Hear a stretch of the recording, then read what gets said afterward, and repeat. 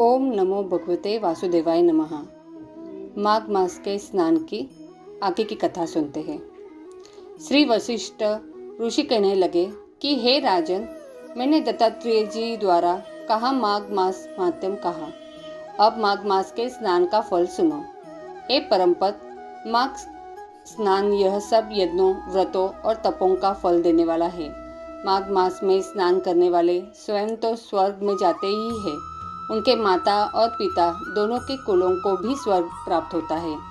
जो माघ मास में सूर्योदय के समय नदी आदि में स्नान करता है, उसके माता पिता के साथ कुलों की पीढ़ी स्वर्ग को प्राप्त होती है। माघ मास में स्नान करने वाले दुराचारी और कुकर्मी मनुष्य भी पापों से मुक्त हो जाते हैं और इस मास में हरि का पूजन करने वाले पाप समुदाय से छुटकर भगवान के सदृश शरीर वाले हो जाते हैं।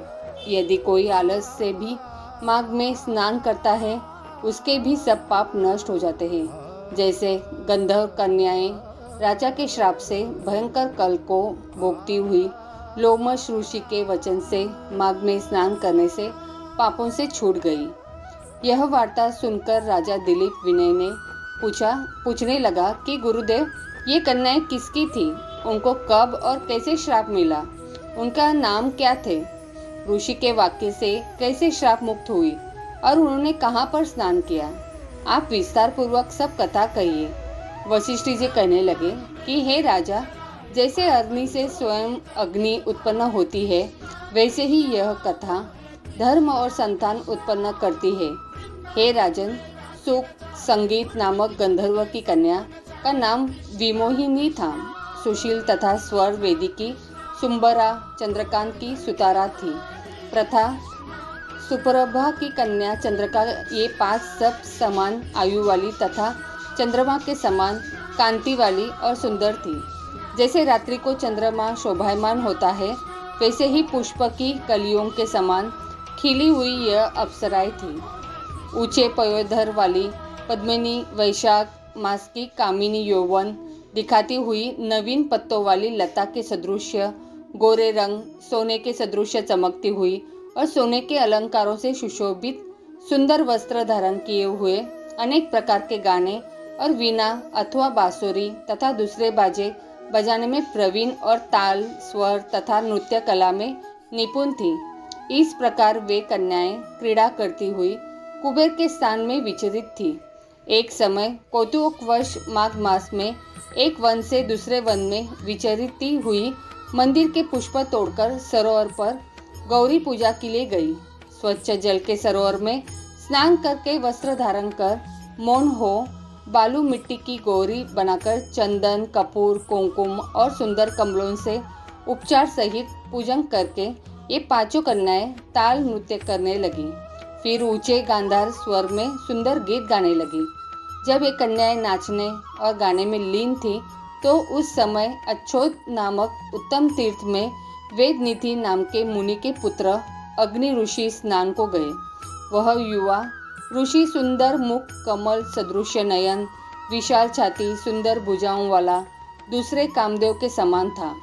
शिखा सहित दंड लिए, मृग चर्म ओढ़े, यज्ञोपवीत धारण किए हुए था। उसको देखकर 5 कन्याएं मुग्ध हो गई और उसका रूप और वह यौवन देखकर कामदेव से पीड़ित हो देखो देखो देखो ऐसा कहती हुई उस ब्राह्मण के चित्त में कामदेव का डर उत्पन्न करने लगी और आपस में विचार करने लगी कि यह कौन है। रति रहित होने से कामदेव नहीं और एक होने से अश्विनी कुमार नहीं। यह कोई गंधर्व या किन्नर या काम रूप धारण कर कोई सिद्ध या किसी ऋषि का श्रेष्ठ पुत्र या मनुष्य है। कोई भी हो, ब्रह्मा जी ने इसको हमारे लिए बनाया है। जैसे पूर्व कर्म के प्रभाव से संपत्ति प्राप्त होती है, वैसे ही गौरी जी ने हम कुमारियों के लिए श्रेष्ठ वर दिया है और आपस में यह तुम्हारा वर है या मेरा अथवा सबका, ऐसा कहने लगी। जिस समय उस ऋषि पुत्र ने अपनी मध्याह्न की क्रिया करके ऐसे वचन सुने, तो वह सोचने लगा कि यह तो बहुत ही बड़ी समस्या उत्पन्न हो गई है। ब्रह्मा, विष्णु, महेश आदि देवता तथा बड़े योगीश्वर भी स्त्रियों के ब्रह्मजाल में मोहित हो गए हैं। इनके तीक्ष्ण बाणों से किसका मनरूपी हिरन घायल नहीं हो सकता। जब तक नीति और बुद्धि रहती है तब तक पाप से भय रहता है। जब तक कि गंभीरता रहती है, यह यम विधि का पालन होता है, तब तक मनुष्य स्त्रियों के काम रूपी बाणों से बिंदा नहीं जाता। ये मुझे उन्मत्त और मुग्ध कर रही है। किन गुणों से धर्म की रक्षा हो सकती है? स्त्रियों के मांस, रक्त, मल, मूत्र से बने घृणित और अशुद्ध शरीर में कामी लोग ही सुंदरता की कल्पना करके रमन कर सकते हैं। शुद्ध बुद्ध वाले महात्माओं ने स्त्रियों के पास रहना कष्टकारक कहा है। सो जब तक यह पास आए घर चलना चाहिए। अंततः जब तक वह उसके पास आई, वह योग बल के द्वारा अंतर्ध्यान हो गया। ऋषि पुत्र के ऐसे अद्भुत कर्म देखकर वह चकित होकर डरी हुई चारों ओर देखने लगी और आपस में कहने लगी कि यह क्या इंद्रजाल था जो देखते देखते विलीन हो गया। और वह विरह की अग्नि में जलने लगी और कहने लगी कि हे कांत, तुम इसको हमको छोड़कर कहाँ चले गए? क्या तुमको ब्रह्मा ने हमको विरह रूपी अग्नि में जलाने के लिए बनाया था? क्या तुम्हारा चित्त दया रहित है जो हमारा चित्त दुखाकर चले गए?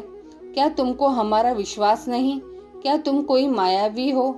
बिना किसी अपराध के हम लोगों पर क्यों क्रोध करते हो? तुम्हारे बिना हम नहीं जिएंगे। जहाँ पर आप गए हो हमें शीघ्र ले चलो, हमारा संताप हरो और हमें दर्शन दो। सज्जन लोग किसी न किसी का नाश नहीं देखते। वह पांचों कन्याएं इस प्रकार विलाप करती हुई बहुत देर प्रतीक्षा करके अपने घर लौटी। जब घर में आई तो माताओं ने कहा कि इतना विलंब तुमने क्यों कर दिया?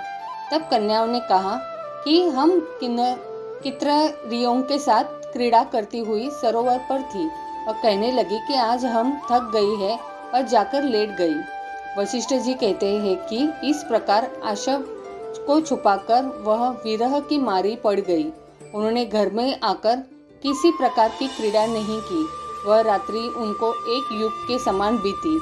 सूर्य नारायण के उदय होते ही वह अपने आप को जीवित मानती हुई माताओं की आज्ञा लेकर गौरी पूजन करने वह कन्याएं वहां पर जाने लगी।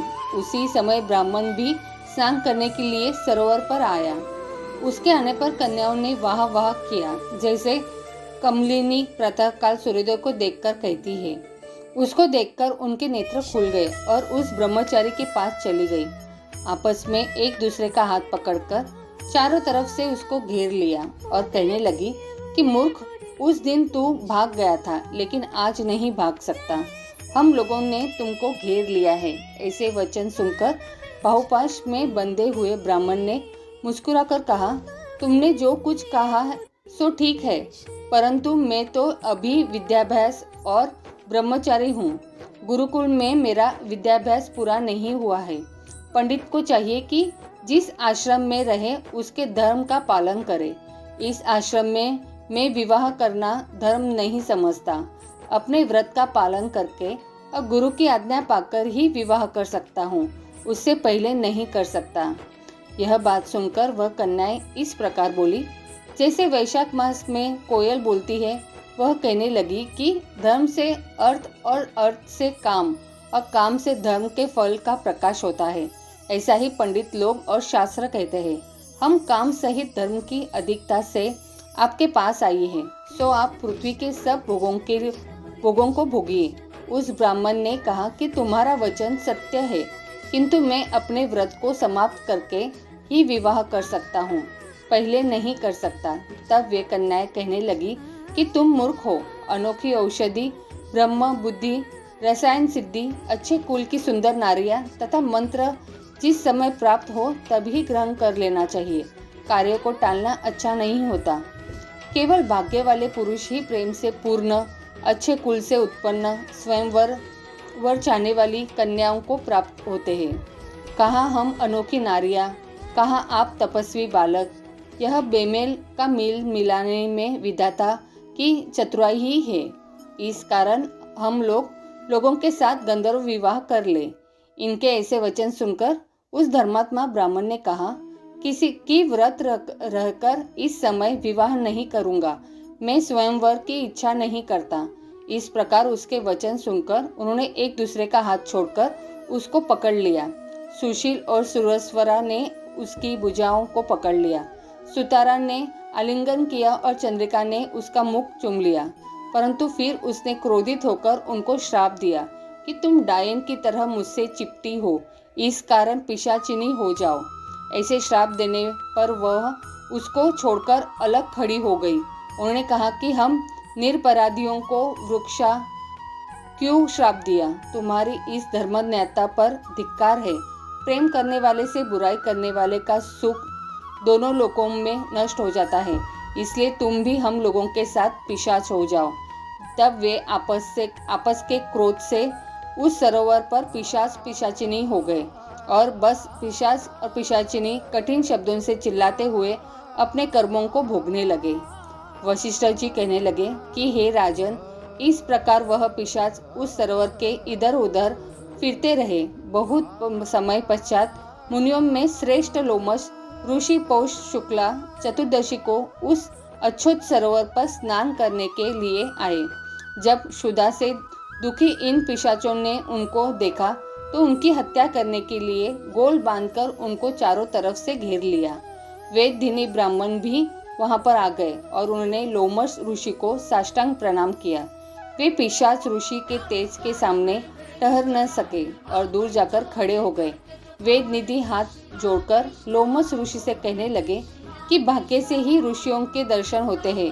फिर उन्होंने गंधर्व कन्या और अपने पुत्र का परिचय देकर सब वृत्तांत सुनाया और कहा कि हे मुनिवर, यह सब ही श्राप मोहित होकर आपके सम्मुख खड़े हैं। आज इन बालकों का निस्तार होगा, जैसे सूर्योदय से अंधेरे का नाश हो जाता है।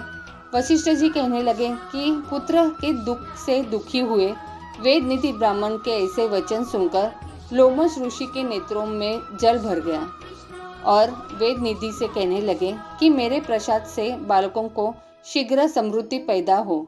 मैं उनका धर्म कहता हूँ, जिससे इसका आपस का ज्ञान विलीन हो जाएगा। वेदनिधि कहने लगे कि हे महर्षि, धर्म को जल्द ही कहिए क्योंकि श्राप की अग्नि बड़ी दुखकारक होती है। लोमश ऋषि कहने लगे कि यह सब मेरे साथ नियम पूर्वक माघ स्नान करें, अंत में यह श्राप से छूट जाएंगे। मेरा यह निश्चय है, शुभ तीर्थ में माघ स्नान करने से शाप का फल नष्ट हो जाता है। 7 जन्मों के पाप तथा इस जन्म के पाप माघ में तीर्थ स्थान पर स्नान करने से नष्ट हो जाते हैं। इस अच्छोद में स्नान करने से अवश्य ही मोक्ष की प्राप्ति होती है। राजसूय और अश्वमेध यज्ञ से भी अधिक फल माघ मास स्नान से होता है। अतएव संपूर्ण पापों का सहज में ही नाश करने वाला माघ स्नान क्यों न किया जाए। आज की कथा इतना ही। तो बोलो प्रेम से राधे राधे।